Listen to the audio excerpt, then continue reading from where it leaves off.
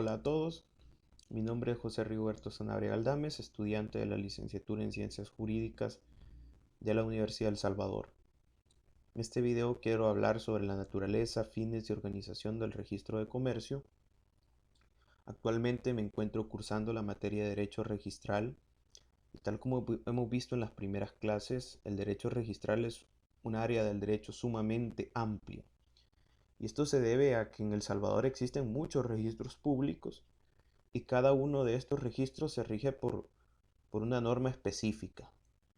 Pero en este video vamos a hacer énfasis en la naturaleza, fines y organización del registro de comercio, a la luz de la Ley de Registro de Comercio.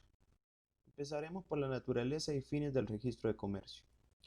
El artículo 1 de la Ley de Registro de Comercio nos explica que el registro de comercio es una oficina administrativa del Centro Nacional de Registros, el CNR. En el registro de comercio se inscribirán matrículas de comercio, locales, agencias o sucursales y los actos y contratos mercantiles, así como documentos sujetos por la ley a esta formalidad. Asimismo, también el artículo 1 nos establece que en el registro de comercio se van a depositar balances generales, estados de resultado y estados de cambio en el patrimonio, siempre acompañados del dictamen del auditor y sus respectivos anexos. Para el desempeño de la función registral, en todos los procedimientos, los registradores y el registro de comercio deberán observar en todos sus procedimientos el cumplimiento de los principios generales que rigen el derecho registral, siendo los siguientes. Principio de derogación, en el cual la inscripción podrá pedirse por quien tenga interés en asegurar el derecho que se trata de inscribir, o por su representante, mandatario o encargado. Se presume que quien presenta el documento tiene poder o encargo para este efecto. La sola presentación del instrumento, solicitud o documento dará por iniciado el procedimiento registral, el cual deberá ser impulsado de oficio por el registrador hasta su conclusión, salvo que se hayan formulado observaciones por inexactitudes, errores u omisiones de los instrumentos que impidan su inscripción, hasta que las mismas sean subsanadas por el interesado, su representante o el notario que haya autorizado los documentos. Vemos aquí que este principio establece una obligación al registrador y es darle impulso oficioso a todos los procedimientos hasta que se llegue a una conclusión. El siguiente principio que tenemos es el principio de prioridad. De conformidad con el principio de prioridad formal, todo documento registrable que ingrese primero al registro deberá inscribirse con anterioridad a cualquier otro título o documento presentado posteriormente. De acuerdo con este principio de prioridad registral, todo documento registrable que ingrese al registro deberá inscribirse con anterioridad a cualquier otro título presentado posteriormente. Luego el principio de tracto sucesivo, en virtud del cual en el registro se inscriben, salvo las excepciones legales, los documentos en los cuales la persona que constituya, transfiera, modifique o cancele un derecho o un acto jurídico sea la misma que aparece como titular en la inscripción antecedente o en el documento fehacientemente inscrito. En la segunda parte, este principio que está establecido en la Ley de Registro de Comercio nos hace una aclaración más enfocada al derecho mercantil y dice lo siguiente: de los asientos existentes en el registro relativos a una misma sociedad o una misma empresa mercantil, deberá resultar una perfecta secuencia y encadenamiento de los derechos registrados, así como la correlación entre las inscripciones y sus modificaciones, cancelaciones y extinciones. Luego tenemos el principio de legalidad. Este es un principio transversal, es decir, prácticamente lo encontramos en todas las áreas del derecho. Y este es un principio no solamente que está en el derecho registral, sino que podemos ver que nace a partir del artículo 86, inciso último de la Constitución, que dice que los funcionarios solo están obligados a ejecutar aquellos actos que la ley le mandata. Conforme a este principio, solamente se van a inscribir en el registro los documentos que reúnan los requisitos de fondo y forma establecidos por la ley. El registrador será responsable, mediante la calificación de los documentos, del cumplimiento de este principio. Aquí vemos que aquí se explica una responsabilidad de parte del registrador y es la calificación de los documentos. Más adelante vamos a ver en qué consiste la calificación de los documentos. Principio de publicidad.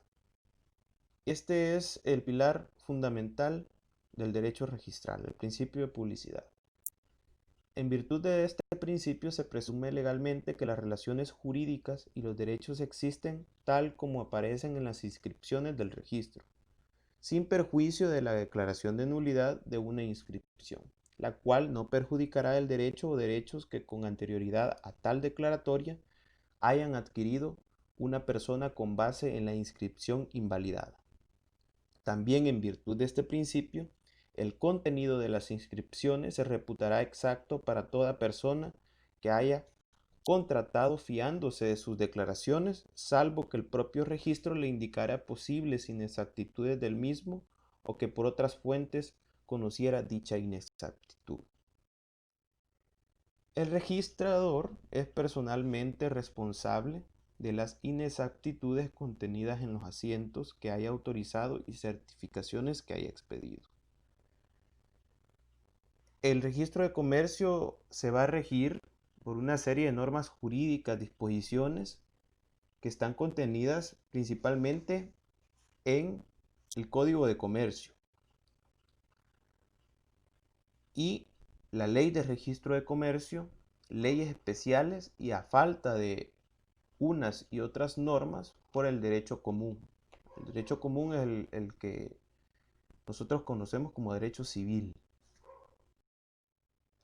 Ya habiendo observado la naturaleza del registro de comercio, vamos a hablar un poco sobre sus fines. ¿Cuáles son los fines del registro de comercio? Básicamente son 4. La ley nos establece el primero como dar publicidad formal a los actos y contratos mercantiles que según la ley la requiera.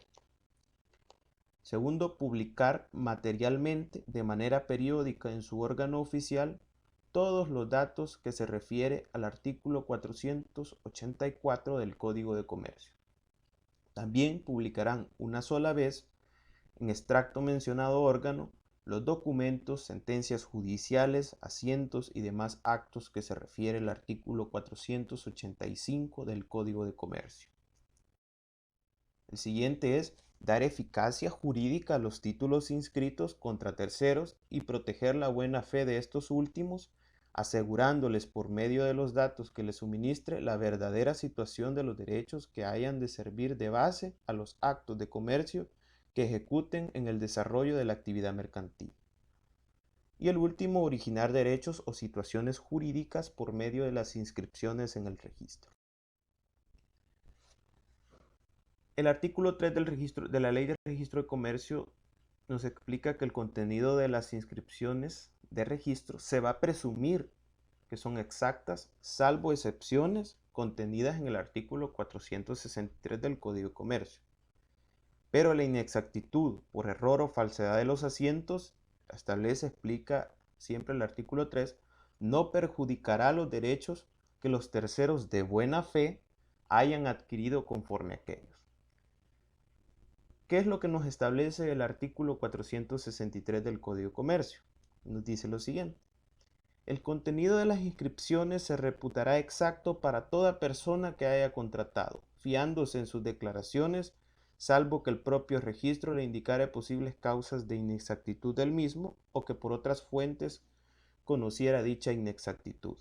Y nos vuelve a reiterar, el registrador es personalmente responsable de las inexactitudes contenidas en los asientos que haya autorizado y certificaciones que haya expedido. Veamos. Las inscripciones, los expedientes, los documentos forman parte del registro y estos a su vez son públicos. cualquier persona tiene derecho a consultarlos, pedir certificaciones de los mismos o en relación a ellos en los términos establecidos en la ley. Cuando se expidan certificaciones de un asiento, se incluirán la misma las notas marginales que el asiento contenga. El artículo 5 de la Ley de Registro de Comercio nos dice que los documentos sujetos a inscripción y no registrados no producirán efectos contra terceros. No podrá invocarse o alegarse la falta de inscripción por quien incurrió en tal omisión. Lo dispuesto en el inciso anterior se aplicará respecto a la omisión de las inscripciones que perfeccionan actos o contratos mercantiles. Quiere decir que solo va a existir aquello que esté en el registro, que esté debidamente inscrito.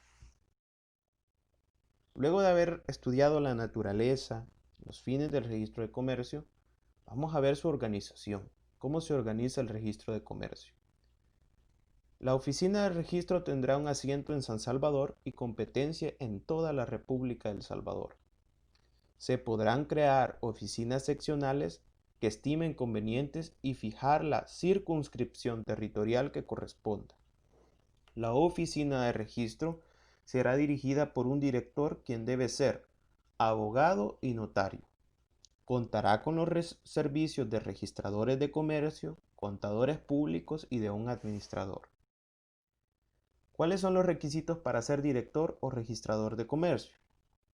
Son los siguientes: ser salvadoreño, ser abogado y notario y que tenga autorización para ambas funciones no menor a 5 años, de moralidad y competencia notoria, estar en el ejercicio de los derechos de ciudadano y haberlo estado en los 3 años anteriores a su nombramiento.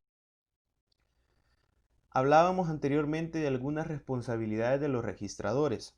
La Ley de Registro de Comercio nos explica que son 2. Calificar de acuerdo al Código de Comercio, esta ley y demás ordenamientos legales los documentos que se presenten para su inscripción. La segunda es ordenar y autorizar las inscripciones, denegar u observar los documentos por causas legales. Básicamente estas son las 2 responsabilidades de los registradores y al incumplir esto podrían tener responsabilidades. Responsabilidad de la oficina del registro. Estas son no de los registradores, sino de la oficina de registro. Recibir las solicitudes de registro y hacerlas constar en asientos de presentación. Recibir documentos mercantiles, hacer constar su asiento de presentación e inscribirlos con el solo trámite de la calificación cuando se hayan cumplido con los requisitos de validez que para cada acto señale la ley. Tramitar las solicitudes de registro de matrícula de empresas y de locales, agencias y sucursales, de traspaso, de suspensión y de cancelación de las mismas, de derechos sobre empresas mercantiles y derechos sobre naves. Recibir en depósito los balances generales, los estados de resultado y estados de cambio en el patrimonio, siempre acompañados de los anexos referidos a los estados financieros antes descritos. Llevar estadística de labores de la oficina. Organizar con los sistemas adecuados y eficientes los índices y el archivo general del registro. Publicar en el órgano oficial a que se refieren los artículos 484, 485 del Código de Comercio, lo que hablábamos anteriormente. Las demás que señale la Ley de Registro de Comercio, su reglamento, el Código de Comercio y las leyes. El artículo 2 de la Ley de Registro de Comercio básicamente impone una obligación a aquellos que trabajan dentro del registro de comercio.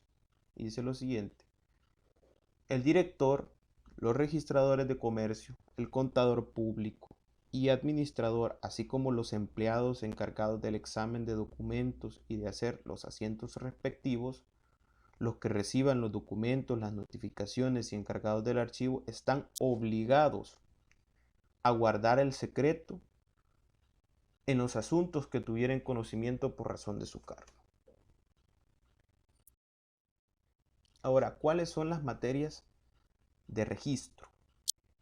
Las matrículas de empresa y de registro de locales, agencias y sucursales, las escrituras de constitución, modificación, fusión, transformación y liquidación de sociedades.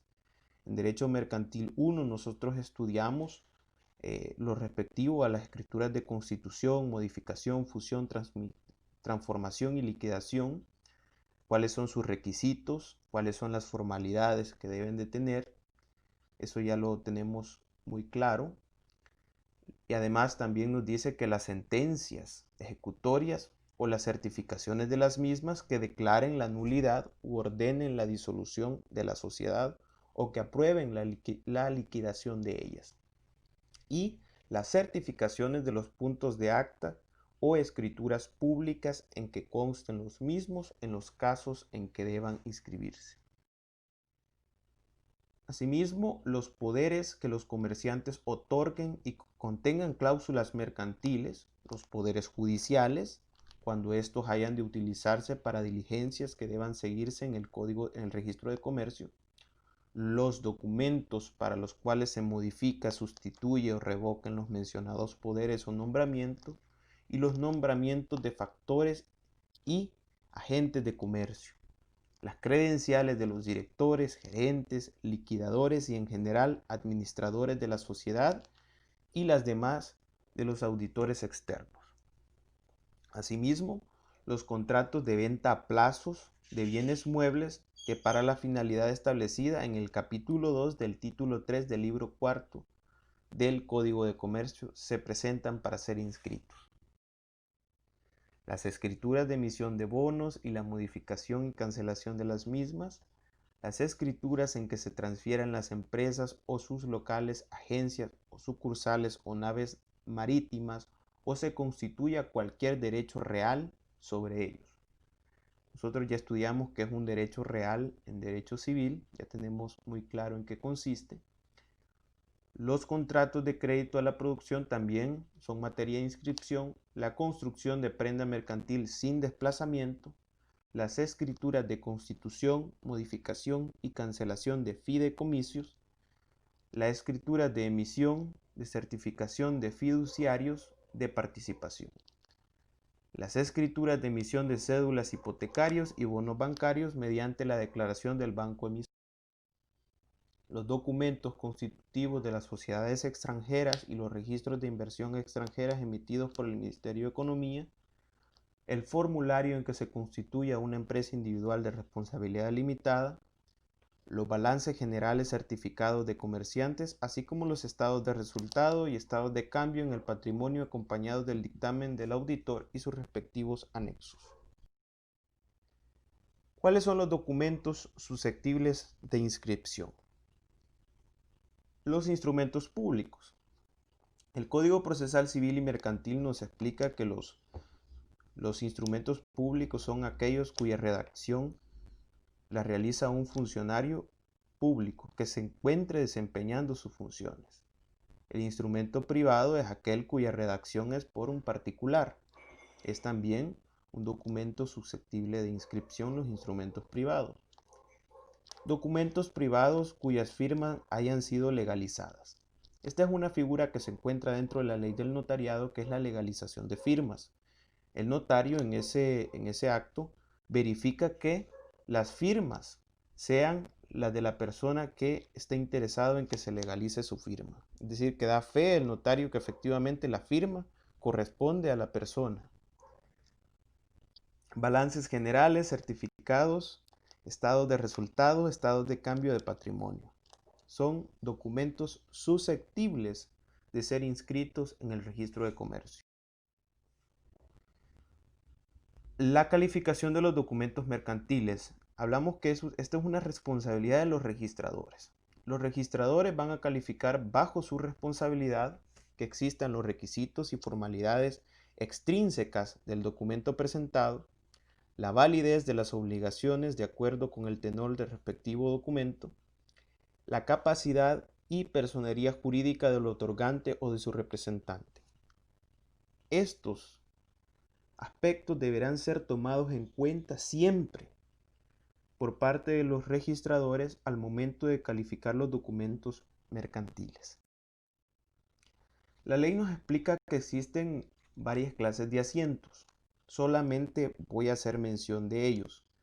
La ley de registro de comercio nos explica más adelante en qué consisten cada uno de estos asientos y cada una de sus particularidades, procedimientos. La ley los explica adelante.